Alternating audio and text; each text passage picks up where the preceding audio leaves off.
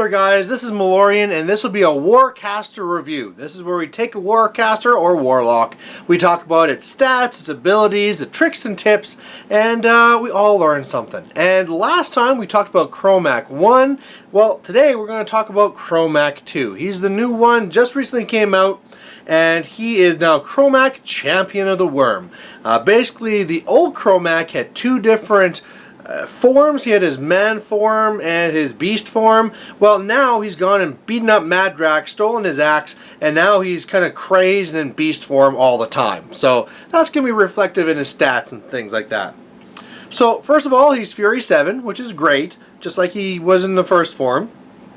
He's Speed 6, Strength 10, Mat 8, that's great to have. Rat 4, which doesn't matter because he doesn't shoot. Defense 14, Armor 18. Now that's a great stat to have.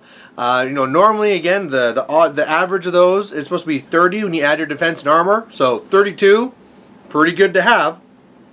Plus, with Warlocks are normally higher for the defense, and that's usually because, hey, we have this big defense, and it's kind of a weakness because if they get hit with little tiny hits that do little bits of damage, it really kind of adds up. They want to take like big, massive hits that they can then transfer over to their beasts. Well, when you have a really high armor like this, that means that the little tiny attacks don't really do anything to you, and then whenever you are actually hit by something big, okay, I'll transfer that. So really nice stats to have as a Warlock.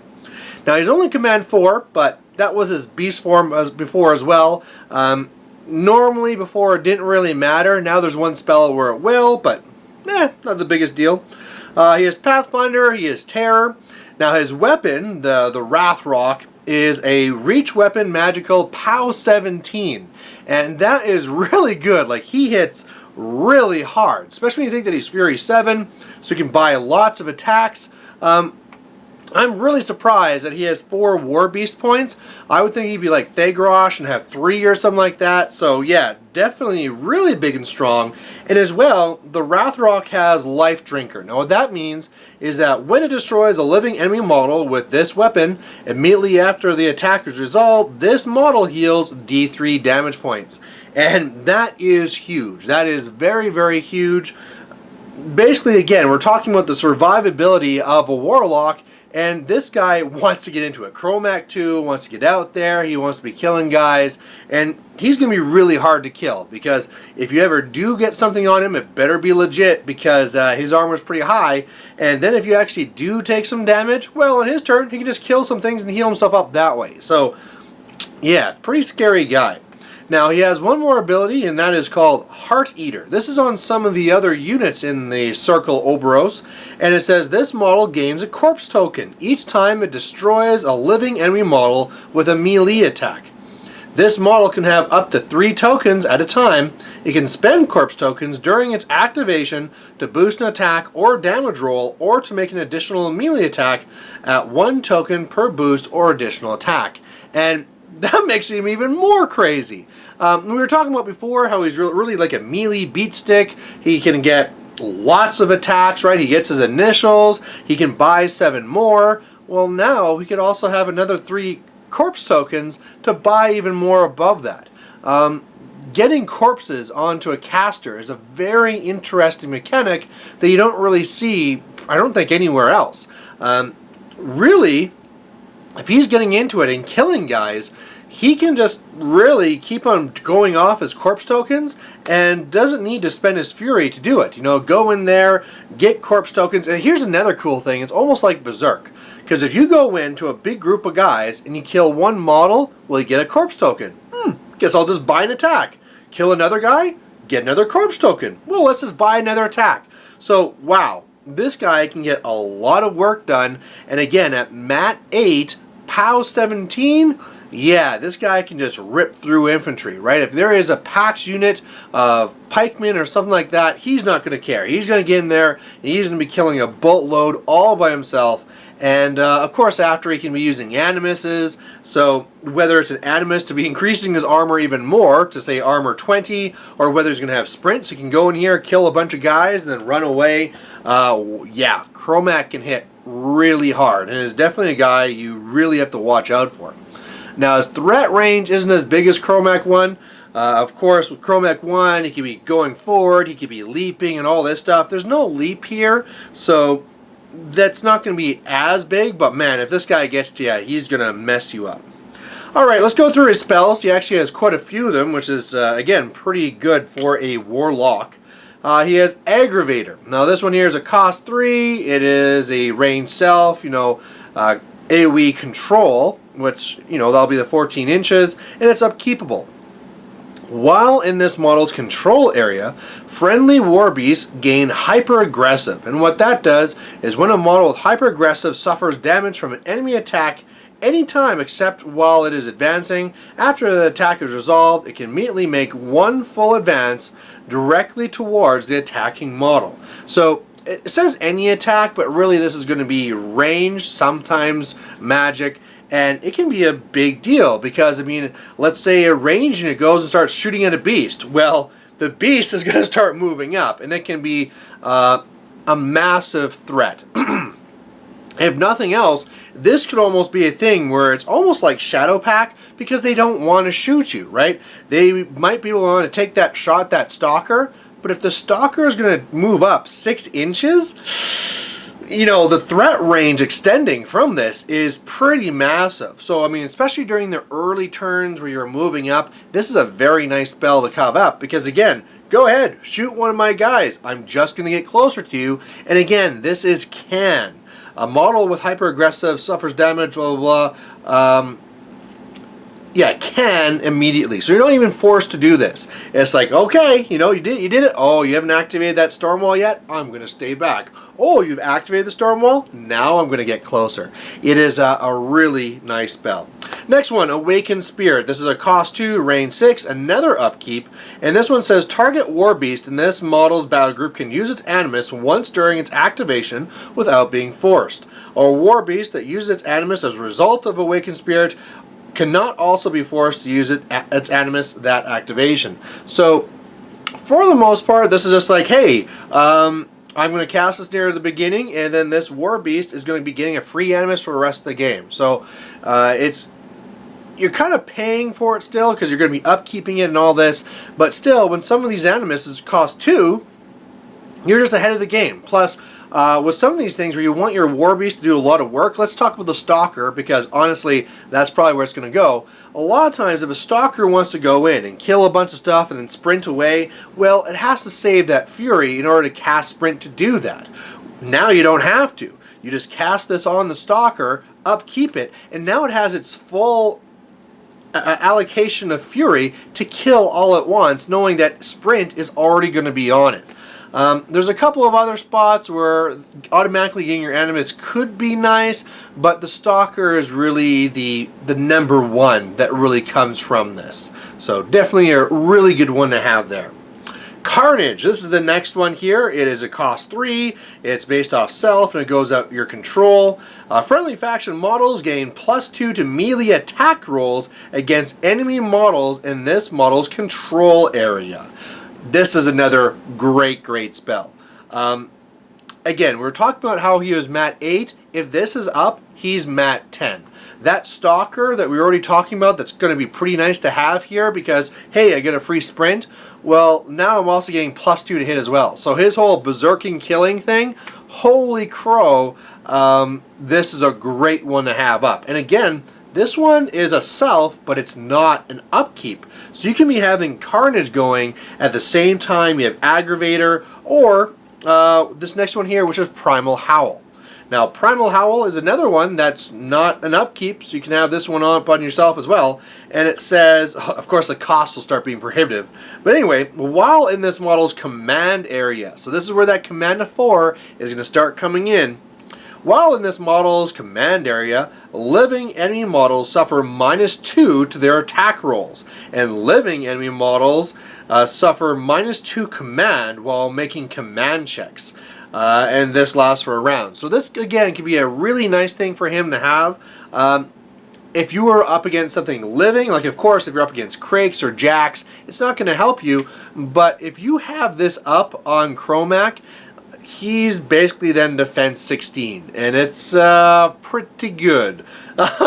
you know, again, you have this up, you have maybe the Winter Argus Animus up, and yeah, he's basically a 1620. He is a really hard guy to kill, and then you can also use this offensively as well, because like we were saying, where Kromac wants to get in there, wants to get dirty, wants to kill lots of guys, well, while you're doing it, maybe if you know that you can't kill off enough of this unit, you might want to cast a spell, because even though it's only a range 4, clearly you're going to get it to whatever you're attacking, and then their command is going to be at -2. It could be a nice thing to get out there, especially if you're charging into a spot where that 4 inches can affect multiple units. That could actually be really good. Now, it's not really a spell that you need to cast all the time. Could be situational. You know, especially defense-wise, it might be better just to hold on to that Fury for transfers, but, you know, situation dependent. There's also a thing, too, where you could always be having the front line. Let's say he's behind some Stalkers or Gederics and stuff like this, and so the line is stopping them from getting to Kromac, too. However, because they're within that range, it's going to be harder for them to hit the Stalkers and Gederics in front. So you can kind of get some synergy that way too, kind of tanking up. So again, interesting, but at 3 cost, it's sometimes kind of hard to get in there. I mean, he is Fury 7, but I mean, we're looking at these. I mean, Aggravator was a cost 3, Awakened Spear is a cheap one at 2, but then Carnage is 3, this is 3. It's going to be one of those situations where you really got to pick and choose each turn. What 1 or 2 things do I want to do? Because that's really all I got. Now, another one he does have is Primal Shock. Now, this one is range control, and it says, choose a friendly faction war beast in this model's control area. Target an enemy model within 8 inches of the chosen war beast and make a magical attack against it. The chosen war beast is the attack's point of origin. If the enemy model is hit, it suffers a damage roll with the POW equal to the war beast's base strength. And again, yeah, that could be very nice to have. It's cost 2. So we can do this a max of 3 times with his Fury 7, but that could really hurt, right? If we're talking about some of the bigger beasts out there, you know, if we're talking about, you know, Gederics and you're warping for strength, or you have Primal up, I believe those that. I could be wrong with that, but either way, it's just could be a really nice thing for targeting some of these models that are kind of hard to get to. You know, you got those little support staff things that you really want to kill up. Well, okay, get the beast into there. The beast can go up, kill a bunch of things, then you activate Kromac and you Primal Howl through this and kill off those key support models that you really wanted to get to. So again, a very nice spell to have. Will you be able to afford to cast this all the time? No, but again, it's a really, really nice thing just to have on the card. So next thing we're going to do is we're going to talk about his feat. And his feat is called Bloodlust, so you know it's got to be good. And it says, while within Kromac's control area, living models in his battle group gain +2 strength and armor. When a living friendly faction model makes a charge attack against an enemy model while the enemy model is in Kromac's control area, so again, that part there, remember, the enemy model has to be in Kromac's control area. You know, he is 14-inch control, but just keep that in mind. The attack automatically hits. So really it's a thing where, hey, my beasts are going to get really strong. They're going to be hitting these charge attacks. And because it is, you know, it's just the battle group. That's something to keep in mind. It is just the battle group. But still, getting that right now, we need to crack through this. We're going to get +2 strength. And then, you know, defensively, you got the armor. And then knowing that you automatically hit. It's just a nice little pump to have in there, right? With his other spells, you're already having a boost to hit. So having a boost damage, really fantastic.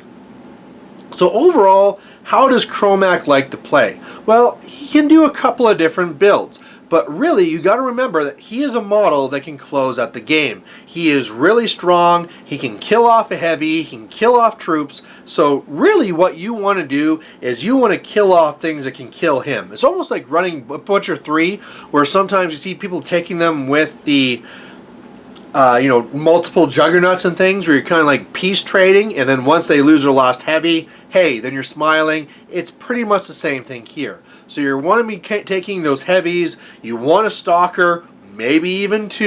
You know, Getorix, again, is a really nice one he likes to have. You know, Getorix already is kind of high armor. Under the feet, he'll be even higher armor. He already hits really hard. Now he's going to hit even harder. I think this is a point here where you could actually maybe get away with not taking the Gorax. The Gorax you normally take for primal, so you're getting +2 to hit and +2 damage. However, in this case here, you could be casting his feet and also Carnage and getting the same thing. So that could be really nice so that you're not frenzying next turn. However, you could always do both and just why not push it to extremes. So clearly though, with his feet, you do want to have a battle group that's going to be taking advantage of it. You know, we don't have things like shredders and stuff like this where we can really spam all these small things and go, go, go. So that's not really what's there. However, he really does really like having this beast. If you are going something like with the double stalker and a Getorix, you can do that block type thing so that in behind, you know, there's a 3 beast in front. He's kind of like in the back of the diamond, and then he can be using that primal howl to kind of bring all their defenses up to 16. Really, really nice. Now, past that then, how are you going to be killing things off and starting those peace trades? You can be pretty flexible. If you want to be putting in Croak Raiders, put in Croak Raiders. If you want to be having Blood Trackers, take Blood Trackers. You know, there's a lot of different ways you could be doing this. You could be going all beasts, really, if you want to. You could go with a Druid Wall and go for Clouds. And that's one of the nice things with Kromac is that since, other than the beast, like he really clearly wants a Stalker. You read this and you say he definitely wants a Stalker, but past this, you know, you could almost say as well, I'm going to take a lot more smaller things. My only other big heavy is going to be this Stalker. And the 2 of us, we can get all the work done, right? All these other things, maybe want to go double Croak Raider. I'm going to have the Blood Trackers in there. Pew, pew, pew, killing off all the little things. Whenever a heavy is there, we're going to charge in, kill it, and then sprint away. And then might be a Druid Cloud Wall as well. So he could do infantry heavy as well. So overall, Kromac 2, a wonderful model. Really, whenever you have something that gives you that many options, that's going to be a great caster, both competitive-wise and just fun-wise, right? I really look at him and look a lot like Haley 3, where he's going to be a blast to play and just a lot of fun. So there you go, guys. That's Kromac 2. If I forgot anything, or if you have anything else to add, or if I was wrong about something, please write down below. And thanks for watching. Bye.